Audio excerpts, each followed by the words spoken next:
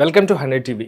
America అధ్యక్షుడైనటువంటి Trump అది కూడా రెండోసారి అధ్యక్ష పదవిని తీసుకొని సక్సెస్ఫుల్గా ముందుకు తీసుకుపోతాన్న ధీమా వ్యక్తం చేస్తూ ఉన్న ఈ తరుణంలో కొన్ని డెసిషన్స్ ఏవైతే కోర్ట్స్ నుంచి వచ్చినాయో బర్త్ రైట్స్ పైన కొంచెం అనుమానాలు అయితే ప్రతి ఒక్కరిలో కూడా ఉన్నాయి. సో దాని గురించి మనతో మాట్లాడడానికి పృథ్వీ గారు, తెలంగాణ హైకోర్టు అడ్వకేట్ సార్తో మాట్లాడతారు. నమస్తే అండి. నమస్తే.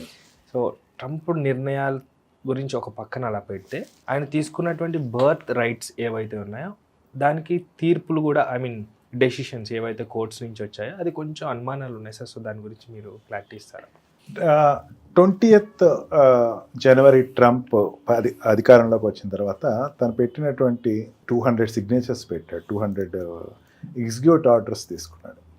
ఎగ్జిక్యూటివ్ ఆర్డర్స్ అంటే మనకి ఆర్డినెన్స్ అని చెప్పచ్చు. అంటే పార్లమెంట్కి ఇంకా వెళ్ళదు. జీవోస్ మన లాంగ్వేజ్ లో జీవోస్ తీసుకున్నాడు. ఈ జీవోస్ తీసుకున్నప్పుడు ఏమైందంటే, నేను మేక్ అమెరికా గ్రేట్ అమెరికాకి అనుకూలంగా ఉన్నాను అని చెప్పడం కోసం అని చెప్పి ఫస్ట్ అండ్ ఫోర్మోస్ట్ ఎవరి మీద పడ్డాడంటే, అక్కడ ఉండేటువంటి సిటిజన్కి, అమెరికన్ సిటిజన్స్ ఎవరైతే ఉన్నారో వాళ్ళని ఎప్పటి నుంచో లోపల ఇంటీరియర్గా ఉండేటువంటి ఒక ఫీల్ని టచ్ చేసి దాన్ని నిర్ణయం తీసుకున్నాడు. వాళ్ళందరికీ ఏముంటుందంటే, సిటిజన్స్ అనేవాళ్ళు పెరిగిపోతున్నారంటే కారణం ఏంటంటే, ఎవరు పడితే వాళ్ళు వచ్చేసి ఇక్కడ సిటిజన్షిప్ అప్లై చేసి తీసేసుకుంటున్నారు. సిటిజన్స్కి పుట్టిన వాళ్ళే సిటిజన్ అవ్వాలన్న ఫీలింగ్ అక్కడ అమెరికన్స్కి ఎక్కువ ఉంటుంది. Native feeling, local.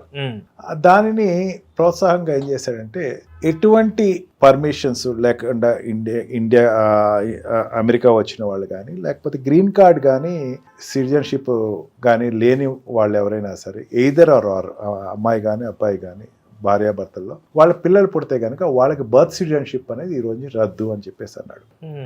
1868లో అక్కడ పార్లమెంట్ అమెండ్ అయింది యాక్ట్ ద్వారా. దాంట్లో ఏమన్నారంటే,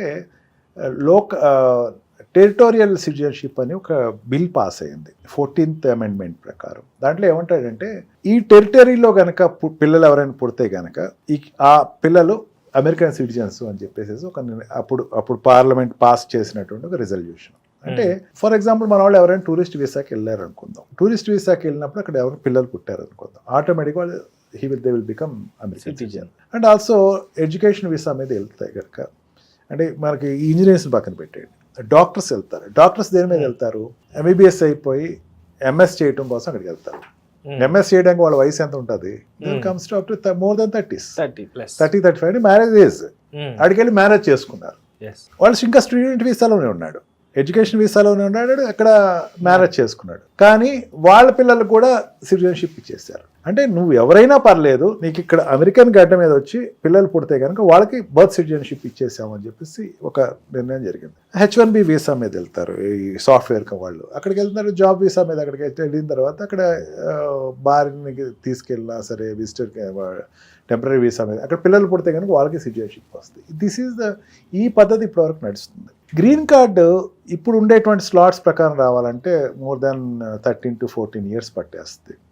అంటే రొటేషన్లో రావాలంటే ఇట్ ఈస్ లాట్ సిస్టమ్ తీసుకుంటారు. వాళ్ళకి గ్రీన్ కార్డ్ రానంతసేపు అక్కడ అమెరికాలో ఉంటారు. They will extend there stump extension అవుతూ ఉంటుంది, అందుకని వాళ్ళు కంటిన్యూ అవుతారు. కానీ వాళ్ళకి మాత్రం అమెరికన్ సిటిజన్షిప్ రాదు పిల్లలు పుడితే కనుక. దీనిని మొన్న తీసుకున్న నిర్ణయం బట్టి ప్రకటించడం జరిగింది. దానిలో ఏమైందంటే, 19th ఫిబ్రవరి లోపల ఎవరైనా సరే పిల్లలు పుట్టితే కనుక వాళ్ళకి మాత్రమే అమెరికన్ సిటిజన్షిప్. ఆ తర్వాత పుట్టిన వాళ్ళకి ఈ గ్రీన్ కార్డ్ కానీ అక్కడ సిటిజన్షిప్ కానీ లేని వాళ్ళకి ఎటువంటి పరిస్థితిలో వాళ్ళ పిల్లలకి బర్త్ సిటిజన్షిప్ రాదు అని ఒక నిర్ణయం ప్రకటించారు. దీనివల్ల ఏమైందంటే కన్ఫ్యూజన్ స్టార్ట్ అయింది. ఫర్ ఎగ్జాంపుల్, అక్కడ నేను వాస్తవంగా జరిగింది చెప్తున్నాను. ఇప్పుడు జనవరిలో వాళ్ళకి 8th month వచ్చింది, లేకపోతే 7th month వచ్చింది. ఫిబ్రవరిలోకి వచ్చేసరికి 8th month వస్తుంది. 8th month అనేసరికి 9th month complete 8th, 9th monthలో వాళ్ళు ఆపరేషన్ అక్కడ డెలివరీ డేట్స్ వాళ్ళు ఇచ్చిన డేట్స్ ప్రకారం సమ్వేర్ ఆఫ్ ఫిబ్రవరి ఎండింగ్ మార్చి వస్తుంది అనుకోండి. వాళ్ళందరూ హాస్పిటల్ పరిగెత్తారు, మాకు ఇమీడియట్గా సిజరీన్ చేసేసి మా పిల్లలు పుట్టించండి. బిఫోర్ ఇంకా it become white, after that black because non white. అది దానికి ఒక 4 రాష్ట్రాలు, వాషింగ్టన్ తోటి కలిపి 4 రాష్ట్రాలు అక్కడ ఫెడరల్ కోర్టులో రిట్ పిటిషన్ ఫైల్ చేశారు. జేఎన్సీ క్లారియో అని ఆవిడ జడ్జి ఏం చేసిందంటే, లేదు ఇది చాలా ప్రమాదం తీసుకొస్తుంది, హ్యుమానిటేరియన్ రైట్స్కి వ్యతిరేకంగా వెళ్తుంది, అందుకని ఈ నిర్ణయం అన్నది, అంటే ఈ ఫిబ్రవరి 20th తోటి పెట్టిన డెడ్ లైన్ ఏదైతే ఉందో దాన్ని తీసేస్తున్నాను. ప్రస్తుతం ఇటువంటి డెడ్ లైన్ ఏం లేదు, అది తర్వాత నిర్ణయిద్దాం, ముందు దీన్ని స్టే చేస్తున్నాను అని చెప్పి ఫిబ్రవరి 20th పుట్టిన వాళ్ళకి కాకుండా కొన్నాళ్ళు నడిపిన తర్వాత చూద్దాం అని చెప్పి దాన్ని స్టే చేయడం జరిగింది. ఇప్పుడు అతను ముందే అనుకున్నాం, అతను జీవో తీసుకొచ్చాడు. జీవో మళ్ళీ రావాలంటే మనకి ఇండియన్ సిస్టమ్ లాగే ముందు పార్లమెంట్లో పెట్టాలి, తర్వాత అప్రూవ్ అవ్వాలి, step by step. It will take time, definitely it will take time. మనకు ఉండేటువంటి కొంచెం ఆశ ఏంటంటే మళ్ళీ కాంగ్రెస్లో పెట్టాలి, పెట్టిన తర్వాత అప్రూవ్ అవ్వాలి, తర్వాత ఏదైనా సుప్రీంకోర్టు కానీ హైకోర్టు కానీ దాని మీద రిట్ ఫైల్ చేయకూడదు. అయితే రిజెక్ట్ చేస్తే మళ్ళీ ఆయన టర్మ్ ఎంత ఉంటుంది, 4 years. మళ్ళీ ట్రంప్ జీవితకాలంలో అవడు, సెకండ్ టైం క్లోజ్ అయిపోతుంది. అది ఒకటి మన ఇండియన్స్కి ఒక రకమైనటువంటి ఆశావాదం అనేది పెరగటం జరిగింది అనమాట. కానీ ట్రంప్కి అది ఒక పెద్ద సెట్ బ్యాక్.